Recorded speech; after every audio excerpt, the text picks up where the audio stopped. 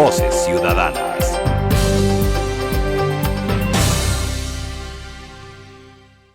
Les damos la más cordial bienvenida a una nueva emisión del programa Voces Ciudadanas.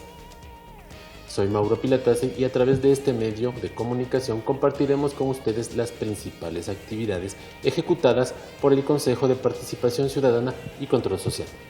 Bienvenidos amigos y amigas, soy Piedad Cuarán, estoy con ustedes para informarles sobre las diferentes actividades que se han ejecutado en el Consejo de Participación Ciudadana y Control Social en las 2 últimas semanas. Tendremos en nuestros estudios al Coordinador General de Asesoría Jurídica, Freddy Viejo, quien nos explicará los argumentos legales sobre la remoción del vocal del Consejo de la Judicatura, Fausto Murillo.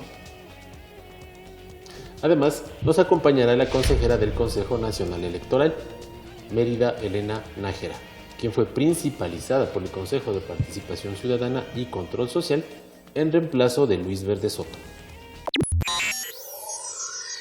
Voces Ciudadanas.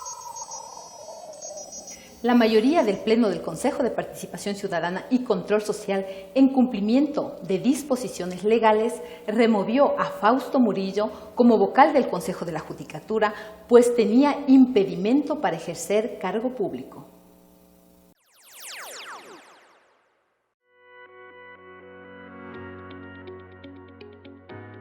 El Pleno del Consejo de Participación Ciudadana y Control Social aprobó por mayoría disponer la remoción de las funciones al doctor Fausto Roberto Murillo Fierro como vocal del Consejo de la Judicatura, ya que al momento de su posesión y durante su ejercicio registra impedimento legal para ejercer dicho cargo.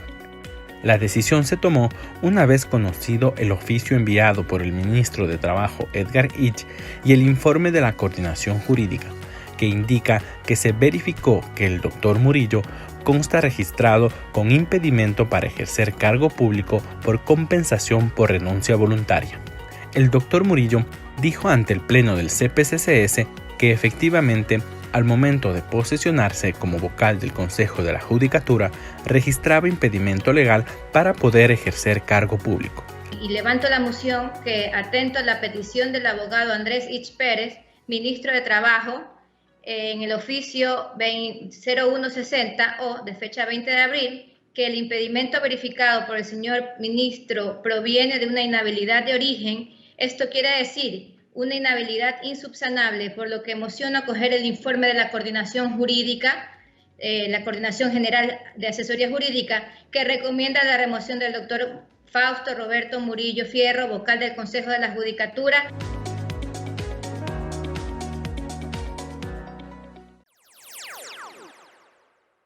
Con el fin de tener una mayor explicación sobre los argumentos legales que llevaron a la mayoría del Consejo de Participación Ciudadana y Control Social a remover del cargo del vocal del Consejo de la Judicatura, tenemos con nosotros al Coordinador General de Asesoría Jurídica, abogado Freddy Viejo. Bienvenido. Un saludo a los televidentes y radioescucha. Mauro, estoy aquí para explicarle a la ciudadanía de que el Consejo de Participación Ciudadana y Control Social actuó dentro de sus facultades ordinarias en forma legítima y legal al remover de sus funciones al señor Fausto Murillo, ex vocal del Consejo de la Judicatura. Ok, para empezar queremos que nos explique qué es un informe jurídico y cuál es el peso o importancia que tiene para que el Pleno del Consejo tome decisiones. El informe jurídico es un análisis comparativo del pedido del señor ministro de Trabajo si se encuentra dentro del ordenamiento jurídico. El informe jurídico es un insumo que se remite a la presidenta del Consejo de Participación Ciudadana a fin de que con la recomendación de la Coordinación General de Asesoría Jurídica puedan tomar una resolución bajo el mejor criterio del Pleno. Con relación a la remoción del vocal del Consejo de la Judicatura, ¿cuál fue la recomendación de asesoría jurídica? Por considerar que el pedido del señor ministro de Trabajo es legítimo, es legal y tiene fuerza normativa, consideré acoger en todo su contenido el pedido, que no era otra cosa de la remoción del ex vocal Fausto Murillo del Consejo de la Judicatura y consecuentemente se principaliza a su suplente. ¿Y en qué se basa el análisis jurídico para sugerir la remoción del vocal del Consejo de la Judicatura? Quien hace el análisis jurídico, quien hace el pedido de la remoción es el señor ministro de Trabajo. ¿Por qué hace el pedido de la remoción el señor ministro de Trabajo? Porque en la verificación que está de acuerdo a sus facultades, observó que el señor Fausto Murillo tenía una inhabilidad de origen y eso afectaba en el ejercicio de sus funciones. Por favor, ¿puede contarnos en qué consisten las facultades ordinarias y extraordinarias que tiene el Consejo de Participación Ciudadana y Control Social? Las facultades ordinarias son las que constan en el artículo 208 de la Constitución de la República, en armonía con el artículo 5 de la Ley Orgánica de Garantías Jurisdiccionales y Control Constitucional. Y adicionalmente las previstas en la ley orgánica del servicio público y los demás ordenamientos jurídicos, que es el sustento del derecho a la seguridad jurídica de nuestro país. Ok, y el tema de la remoción del vocal del Consejo de la Judicatura se fundamentó en una de las facultades ordinarias. Claro que sí. En el momento de que el artículo 208 de la Constitución de la República te establece que adicionalmente las facultades específicas que tiene el Consejo de Participación Ciudadana también puede ejercer las facultades establecidas en la ley como autoridad nominadora. El artículo 11 de la Ley Orgánica del Servicio Público establece que una vez que el ministro de Trabajo haya verificado la inhabilidad de un servidor público, notificará a la autoridad nominadora para que proceda a su remoción en forma imperativa. Es lo que hizo el Ministerio de Trabajo, notificó a la autoridad nominadora, que es el Consejo de Participación Ciudadana, actualmente presidida por la ingeniera Sofía Fuente Almeida, y consecuentemente, al tener ese informe, esa solicitud, esa petición del Ministerio de Trabajo, fuerza normativa, legitimidad y legalidad, recomendé que se acoja la petición y se proceda a la remoción del señor Fausto Murillo, ex vocal del Consejo de la Judicatura. ¿Y puede hacernos una diferenciación de cuáles son las atribuciones extraordinarias del Consejo? Para que entienda la ciudadanía, las facultades extraordinarias del Consejo fueron, y que se encuentra extinta de acuerdo al dictamen interpretativo, la de evaluar autoridades, la de recortar periodo de autoridades y de hacer encargos. Eso ya en el momento de que hubo un término perentorio por el referendo constitucional, terminó en el momento que terminaron las funciones del Consejo de Participación Ciudadana transitoria. ¿Y cuáles son los argumentos que les llevan a asegurar que el Consejo de Participación Ciudadana y Control Social respeta la decisión de la Corte Constitucional en relación a las resoluciones que tomó el Consejo Transitorio? La prohibición es del Consejo de Participación Ciudadana definitivo, de no revisar lo actuado por el Consejo de Participación Ciudadana de manera genérica. Pero nosotros no hemos revisado, no hemos analizado absolutamente nada de lo que hizo el transitorio. Nosotros solamente hemos atendido un pedido legítimo de una autoridad competente que tiene fuerza normativa, como es el ministro de Trabajo, y hemos usado las facultades ordinarias del Consejo de Participación Ciudadana, que le permite a la autoridad nominadora, so pena de destitución, atender dicho pedido. Y por eso he recomendado la remoción. Los consejeros que de alguna u otra forma se han opuesto a este pedido podrían estar incursos en lo previsto en el artículo 11 de la Ley Orgánica del Servicio Público y podrían el propio ministro observar la destitución de ellos. Estuvo con nosotros, bajo el procedimiento del debido proceso y la seguridad jurídica. Estuvo con nosotros el Coordinador General de Asesoría Jurídica, abogado Freddy Viejo. Voces Ciudadanas.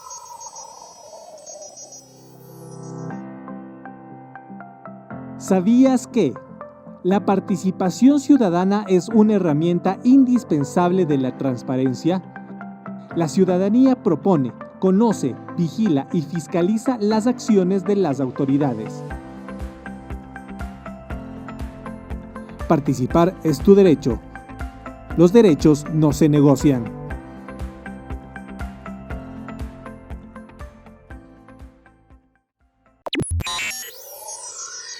Voces Ciudadanas.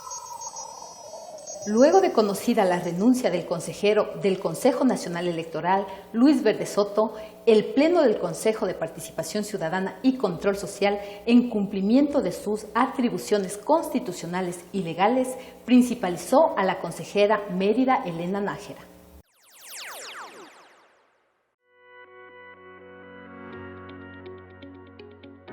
El Pleno del Consejo de Participación Ciudadana y Control Social resolvió el pasado 23 de abril, por unanimidad de sus 7 consejeros, aceptar la renuncia de Luis Verde Soto al Consejo Nacional Electoral.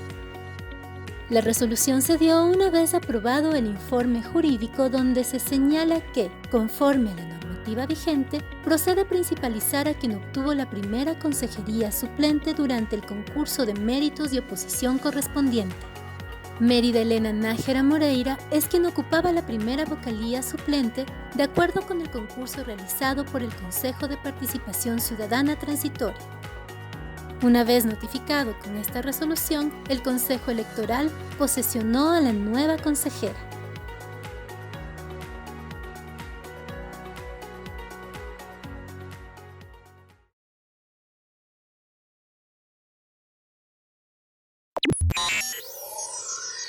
Voces Ciudadanas. Damos la más cordial bienvenida a la doctora Mérida Elena Nájera, quien fue principalizada como consejera del Consejo Nacional Electoral.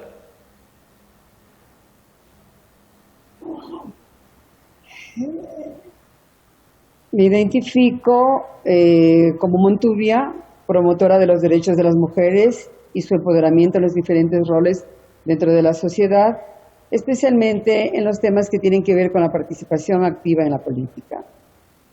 En cuanto a mi trayectoria profesional, he desempeñado varios cargos dentro de la función pública, lo que me ha permitido conocer y enriquecer mis conocimientos en ese amplio sector, desde el derecho penal, administrativo, electoral, constitucional, entre otros. En el derecho electoral fui asesora de la presidenta del Tribunal Contencioso Electoral, doctora Jimena Endara, y también concursé y quedé como jueza suplente de dicho organismo de justicia electoral. Ok, y ya en el plano un poco personal, ¿qué le motivó para participar y luego ahora ser parte del Consejo Nacional Electoral? Considero que nosotras las mujeres tenemos espacios muy reducidos de participación en el ámbito de la función pública, pero si es que no lo hacemos, también esos espacios son ocupados por quien sí tiene el deseo de concursar.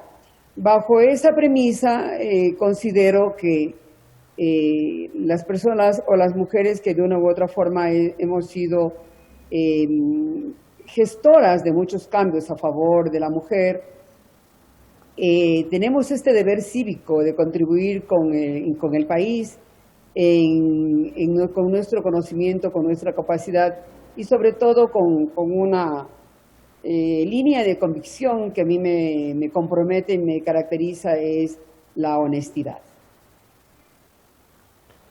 Una vez que han pasado ya las elecciones, ¿qué otras actividades debe realizar el Consejo Nacional Electoral? Bueno, dentro de lo que termina, los servidores públicos tenemos un paraguas, que es la Constitución, los tratados internacionales, las leyes y la normativa que rige la materia. En este contexto, el artículo 211, abreviándolo el Código de la Democracia, determina que hay que realizar el examen de los expedientes de cuentas de campaña de las organizaciones políticas que participaron en el proceso electoral, con el objetivo de verificar el monto, el origen y el destino de los recursos utilizados en dichas campañas. en cumplimiento a lo cual también incluye lo reportado en el uso de redes sociales por parte de los candidatos, que creo que en esta elección sí fue un boom que determinó muchas veces para dónde se inclinaba la balanza, ¿no? Porque tenemos un gran electorado que son los jóvenes y que son los que participan activamente también de las redes. En esta liquidación y pago a los medios de comunicación que fueron contratados por las organizaciones políticas para realizar la promoción electoral de los candidatos, también se lo debe realizar esta cancelación de estos aportes. Estos medios son prensa, radio, televisión y medios digitales, que más o menos el monto asciende a 14 millones de dólares. De igual manera, el CNE debe realizar el juzgamiento en sede administrativa por el incumplimiento del sufragio, la no integración de las juntas receptoras del voto en los procesos electorales y la administración y control de dichos ingresos. Tampoco se puede descartar la preparación que debe tener el CNE ante posibles pedidos de consulta popular que están latentes en el entorno frente a la posesión de un nuevo presidente de la República y que hay temas importantes que así lo requieren, ¿no? Porque han sido también compromisos y que están dentro del programa de gobierno del presidente, que en pocos días va a ser posesionado. Y en materia electoral, ¿en qué temas considera que el CNE debe fortalecer? Para mí siempre la piedra angular de toda institución, y creo que como un garante de la democracia y de ese voto, que debe ser aquel el que uno consigna y ese voto tiene que ser contabilizado como tal, es la transparencia. Todos los procesos electorales deben ser públicos, transparentes, y este órgano tiene que perseguir ser cada día más técnico.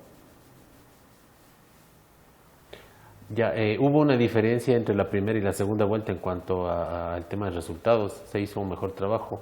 ¿Usted considera que se cambiaron cosas ahí? Por supuesto, o sea, eso es público, como dicen. Siempre voy a hablar en términos jurídicos porque esa es mi profesión. Así debe ser. En el Código General de Procesos dice, ya lo que es público no se necesita estar demostrando como una prueba. Eso fue público y notorio, la inconformidad que existió en la primera vuelta, en el sentido de que no estaba definido quién entraba a la segunda vuelta. Entonces, ahí se generó una confusión.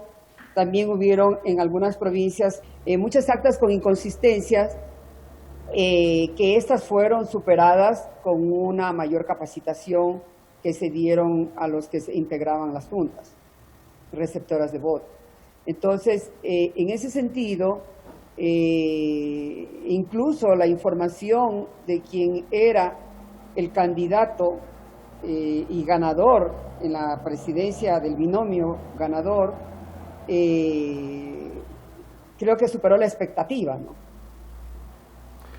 Ya no teníamos los sustos de los apagones, tuvimos una información en tiempo real, en que la ciudadanía iba siguiendo la secuencia, y yo creo que también tenemos que rescatar en ese sentido el trabajo que hizo el Consejo Nacional Electoral de dar los resultados en esa secuencia, ¿no?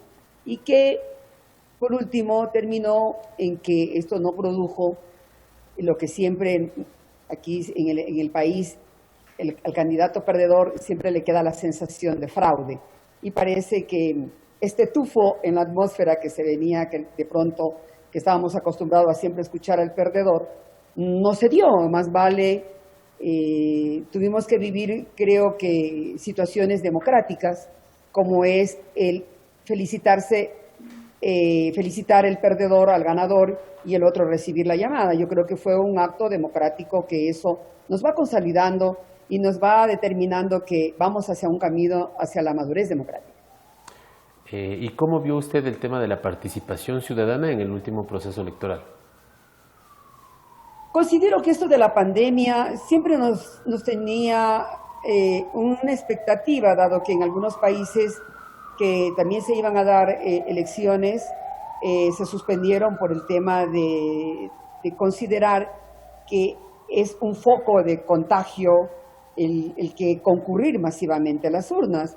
Y yo creo que también se lo hizo de una forma correcta, se corrigió lo de en la primera vuelta, que estaban largas filas al exterior de los recintos electorales. En esta ocasión fue muy dinámico, porque todos hemos hecho ese ejercicio democrático. Yo también asistí, lo hice, fue muy rápido.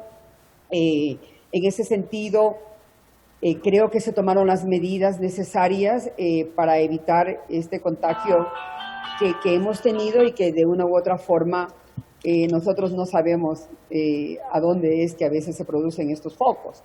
Y considero que estas medidas de bioseguridad no nos dieron un buen resultado, y ese ausentismo creo que es el que siempre hemos tenido, ¿no? Por lo tanto, no veo que haya habido una afectación ahí. ¿Y usted considera o cuál sería su sugerencia para fortalecer la participación ciudadana? ¿Qué se debería cambiar?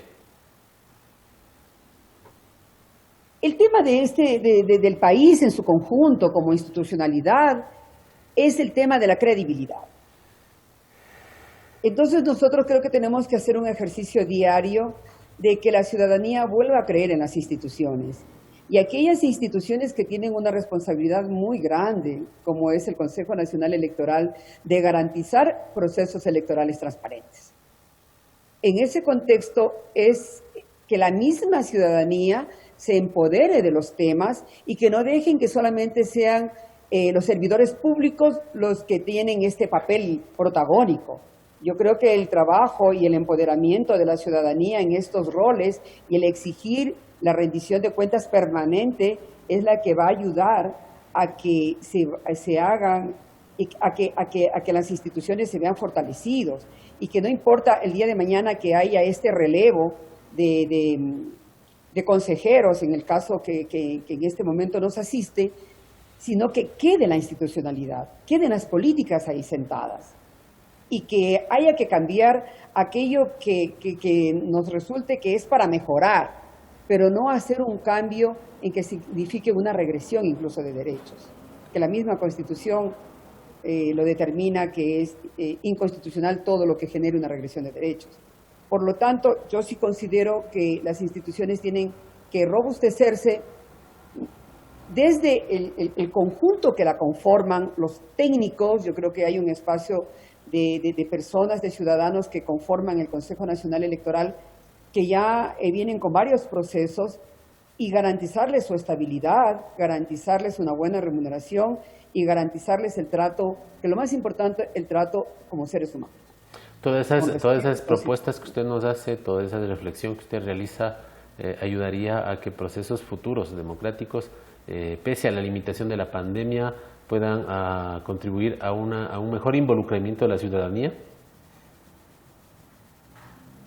Yo creo que nosotros tenemos nuevos actores en involucramiento, que son los jóvenes, en este nuevo reto y desafío, porque creo que sentimos la ausencia de un tiempo de que a ellos no les interesaba la política, no les interesaba este ejercicio democrático, pero ahora nos dieron una lección democrática, donde ellos fueron definiendo muchas veces quiénes eran los ganadores y quiénes pasaron a la segunda vuelta, porque hay temas importantes que les interesa a los jóvenes, y ahora que también se han involucrado varios actores de la sociedad civil, como es el tema de la naturaleza conectado con el hombre. Entonces, el tema de la misma pandemia nos ha pasado la factura, porque no hemos respetado la naturaleza, que es quien nos cobija, y no solamente nuestra Amazonía. Es un problema ya mundial. Entonces aquí yo creo que hay que estar acorde a la realidad. No tenemos que solamente nosotros dirigirnos a un sector solamente de los que conforman las estructuras políticas, ya sea como movimientos o como partidos políticos, sino también que ellos se incorporen en estas estructuras orgánicas para que también sean tomadores de grandes decisiones para el país. Y en este caso, en el tema electoral, dentro de un tiempo va a haber un concurso, entonces también que participen los jóvenes. Y ya muchas personas ya dejemos esos espacios, ¿no? Exacto, en el tema de espacios, ¿cuál sería desde la institucionalidad, en este caso del Consejo Nacional Electoral, cómo se podría crear esos espacios para que los jóvenes se involucren más, participen más y finalmente que eso se refleje en los procesos democráticos? El tema es la difusión, o sea, las instituciones que no solamente se activen para un proceso electoral. Yo creo que el Consejo Nacional Electoral tiene que estar permanentemente latente en un tema incluso de ejercicio cívico dentro de las escuelas, dentro de las mallas curriculares, dentro de los colegios, las universidades, donde consideren de que ahí está su derecho de elegir y ser elegido. Entonces hay que estar en la conexión con la sociedad civil dentro de todo el ámbito, ¿no? Dentro de todos los gremios, dentro de todas las instituciones, pero no es el Consejo Nacional Electoral simplemente que tiene que hacerlo como un sujeto pasivo, sino la ciudadanía como un sujeto activo de este ejercicio democrático pleno, que es el empoderarse en estos grandes temas y también luchar porque estos procesos ya no nos dejen a nosotros un sabor amargo o una duda ahí de qué pasó. Simplemente cuando se hace la participación desde la ciudadanía en el rol que ejerce, que es de observador, de pedir cuentas y a esa ciudadanía permanentemente rendirle cuenta, no solamente que se active en procesos electorales. Yo creo que el Consejo Nacional Electoral tiene mucho trabajo después de que termina un proceso electoral, tiene mucho trabajo de transparentar su actividad y que siempre estén abiertas las puertas del Consejo Nacional Electoral para todos los organismos de control, que ejerzan con eficiencia también en esa transversalidad que tienen que realizar las instituciones públicas en esa coordinación, en esa autoayuda en la que se tiene que generar, como en el caso de la depuración del padrón electoral, que es importante la conexión con el registro civil. Entonces, esto por ejemplo, el pulir el padrón electoral es un ejercicio permanente, es un ejercicio activo. Entonces, hay que fomentar la institucionalidad, hay que generar procesos transparentes y la ciudadanía se va a sentir tranquila. Pero yo creo que es de lado y lado. La ciudadanía también dejar este estado de pasividad y que le hagan las cosas a nombre de ellos. También hay que ser protagónicos en este proceso de cambio, al menos con este nuevo gobierno que nos ha llamado al diálogo, a tener una cruzada por sacar este país adelante. Si no aunamos esfuerzos, todos ponemos de nuestra parte y bajar un poco estas confrontaciones al interior de las instituciones públicas que tienen a la ciudadanía cansada. También creo que el binomio que acaba de ganar las elecciones, también hay un voto de la ciudadanía por un poco de paz. La gente quiere paz, quiere tranquilidad. Ya creo que la pandemia nos ha venido a alterar mucho nuestra situación familiar, entonces la gente también ha votado por la paz y la democracia. Estuvimos con Mérida Elena Nájera, consejera del Consejo Nacional Electoral. Voces Ciudadanas. La participación ciudadana es clave para la práctica de una democracia plena. A continuación, Piedad nos informará sobre los avances de las actividades que el Consejo de Participación Ciudadana y Control Social realiza en conjunto con la ciudadanía. Este es el resumen de las actividades que realizó la Subcoordinación Nacional de Promoción de la Participación durante las 2 últimas semanas. Desarrollamos escuelas de transformación a ciudadanos valiosos, dirigidas a los habitantes de la provincia de Galápagos y a los servidores públicos del Gobierno Cantonal de Santo Domingo de los Áchilas, a integrantes de los consejos consultivos de Santa Elena y a los jóvenes universitarios de todas las provincias del país. En lo correspondiente al proceso de rendición de cuentas del año 2020, capacitamos a los integrantes de las asambleas locales ciudadanas en todos los niveles de gobierno de las provincias de Cotopaxi, Pichincha, Guayas, Orellana, Santo Domingo de los Áchilas, Chimborazo, Zamora Chinchipe. Brindamos además asesoría en la implementación de agendas compartidas y acompañamos los procesos de consultas ciudadanas a sus autoridades locales. Capacitamos a los servidores públicos, organizaciones sociales y ciudadanía en general de las provincias de Pastaza, Azuay, Cotopaxi, Tungurahua, Zamora Chinchipe y Loja, quienes ahora conocen los mecanismos de participación ciudadana, el proceso para la conformación de asambleas ciudadanas locales y el procedimiento para la elaboración de sus estatutos. Además, acompañamos a los integrantes del colectivo Regeneración de Barrios de Río Cutuchi, quienes ejercieron su derecho a la participación ciudadana en la sesión del Consejo Cantonal de Latacunga, provincia de Cotopaxi, donde expusieron sus problemáticas y la disponibilidad de trabajo en conjunto para implementar soluciones. Estas fueron nuestras actividades de la última quincena. Gracias, Piedad, por la información de las actividades que lleva a cabo el Consejo de Participación Ciudadana y Control Social, mediante las cuales la ciudadanía puede conocer y ejercer sus derechos. Agradecemos a todos por su compañía y esperamos volvernos a encontrar para seguir informando respecto de las actividades de la institución. Gracias a todos, amigos y amigas. Nos volvemos a ver muy pronto en un nuevo programa de Voces Ciudadanas. Hasta pronto.